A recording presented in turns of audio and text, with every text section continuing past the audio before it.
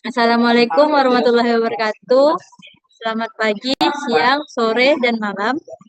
Eh, Kami dari kelompok 13 akan mempresentasikan proyek kami yang berjudul klasifikasi topik pada data berita Indonesia tahun 2025 menggunakan algoritma support vector machine. Nah, sebelum itu saya ingin memperkenalkan eh, anggota kelompok saya. Yang pertama itu saya sendiri, Talita Syakira Hartanti, dan yang kedua ada Muhammad Iqbal Maulana. Nah, jadi latar belakang kami melakukan penelitian ini adalah karena dari dataset yang kami ambil itu tuh berisi berita-berita online yang berasal dari Kompas, Detik, sama dan Tempo. Nah, tapi di dataset itu masih bersifat tidak terstruktur dengan mengandung banyak noise. Nah, juga kalau misalnya diklasifikasikan secara manual itu akan memakan waktu yang lama. Makanya kami menggunakan Natural Language Processing atau NLP untuk menjadi solusi pengklasifikasian topik dari dataset yang kami ambil. Nah, selanjutnya ada tujuan penelitian. Nah, yang pertama dari tujuan penelitian itu ada mengimplementasikan algoritma support vector machine atau SVM untuk melakukan klasifikasi topik otomatis pada data berita Indonesia tahun 2025. Nah, yang kedua ada menganalisis dan menentukan kombinasi metode pre-processing serta skenario pengujian yang mampu menghasilkan performa akurasi terbaik. Oke, selanjutnya kita masuk ke deskripsi dataset. Nah, jadi dataset yang digunakan itu yang seperti saya bilang tadi itu berasal dari kumpulan berita berbahasa Indonesia dari berbagai portal berita digital.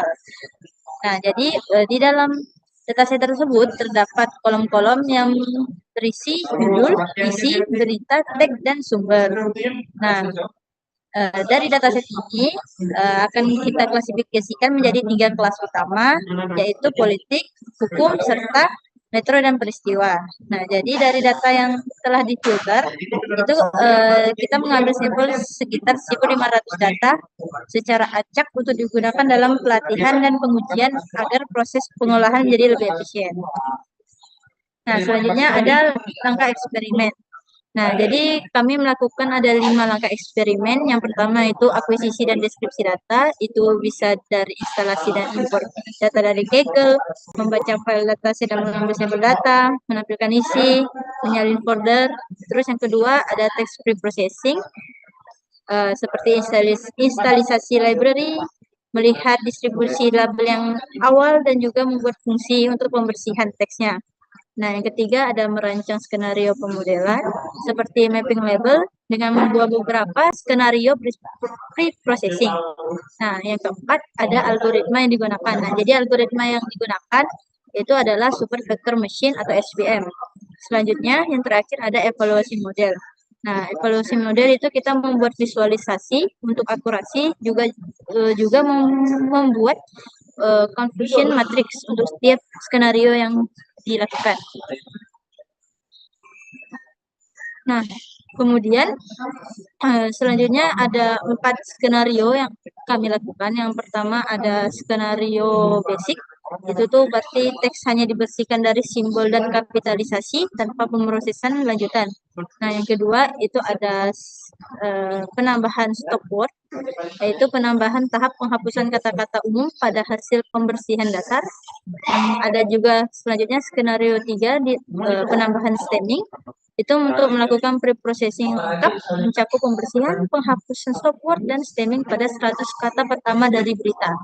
Nah, yang keempat yaitu bigram. Nah, itu menggunakan fitur bigram pada pembobotan TF-IDF. Nah, untuk menangkap konteks dari 2 data yang berurutan. Nah, selanjutnya untuk algoritma SVM akan dijelaskan oleh teman saya. Oke, sekarang giliran saya yang akan melanjutkan materi yang telah jelas oleh Talita sebelumnya. Yang pertama adalah mengenai algoritma SVM. Apa sih algoritma SVM itu? SVM atau yang dikenal sebagai Support Vector Machine merupakan kernel linear yang bekerja dengan cara mengidentifikasi hyperline optimal untuk memisahkan kelas kategori berita. Nah, sebelum dimasukkan ke model, Teks tersebut diubah menjadi bentuk numerik dulu menggunakan metode yang bernama TF-IDF. Kemudian data dibagi menjadi 80% dan juga 20%. 80% ini digunakan untuk melatih AI supaya dia mengetahui apa yang benar dan apa yang salah. Lalu 20 tersebut dilakukan untuk menguji hasil dari belajar AI tersebut. Nah, SVM ini kami milih karena kemampuannya yang sangat baik dalam menangani data tes berdimensi tinggi, serta kemampuannya memaksimalisasikan jarak antar kelas guna meminimalisasikan kesalahan klasifikasi. Nah, ini adalah hasil dari evaluasi keempat skenario. Yang pertama adalah skenario basic dengan akurasi mencapai 90,67%. Lalu skenario kedua dengan tambahan menggunakan stock word dengan menghasilkan akurasi sebesar 90,33%. Lalu skenario ketiga yang menggunakan stemming, hasilnya merupakan dengan performa tertinggi, yaitu akurasinya mencapai 91%. Lalu ke skenario keempat menggunakan big graph dengan akurasi sebesar 90,33%. Nah, kemudian saya ingin menjelaskan tentang hasil dari analisis confusion matrix ya. Berdasarkan evaluasi confusion matrix, model ini menunjukkan bahwa performa yang sangat solid dengan tingkat prediksi benar yang tinggi pada setiap kelas, ditandai dengan angka diagonal yang dominan, seperti pada kelas hukum. Model memberikan ketepatan yang hampir sempurna, sementara pada kelas politik, model berhasil mengklasifikasikan lebih dari 120 data secara akurat. Meskipun demikian, terdapat sedikit tantangan pada kelas metode dan juga peristiwa yang terkadang salah diprediksi sebagai politik karena ada kemiripan konteks atau penggunaan kata di antara kedua topik tersebut yang mungkin sedikit bersama. Nah, lalu ada hasil pengujian dari 5 data baru. Nah, pada tahap validasi ini kami melakukan menguji model menggunakan 5 data berita baru yang tidak termasuk dalam dataset. Latihan ini untuk melihat kemampuan generasi model di dunia nyata.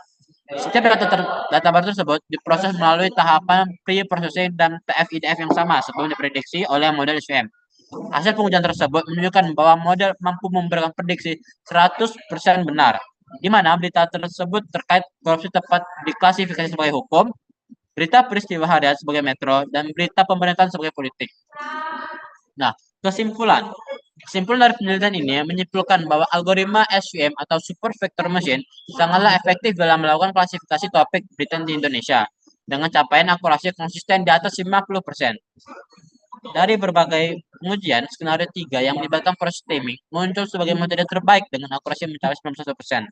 Membuktikan bahwa penyederhanaan variasi kata secara signifikan membantu model mengenali pola teks. Secara keseluruhan, integrasi antara pre-processing yang tepat dan algoritma SVM memberikan hasil yang optimal untuk kebutuhan otomatisasi pengelompokan berita secara sistematis. Nah, sekian penjelasan dari kelompok saya. Mohon maaf jika ada salah kata. Wabillahi taufiq wal hidayah. Wassalamualaikum warahmatullahi wabarakatuh.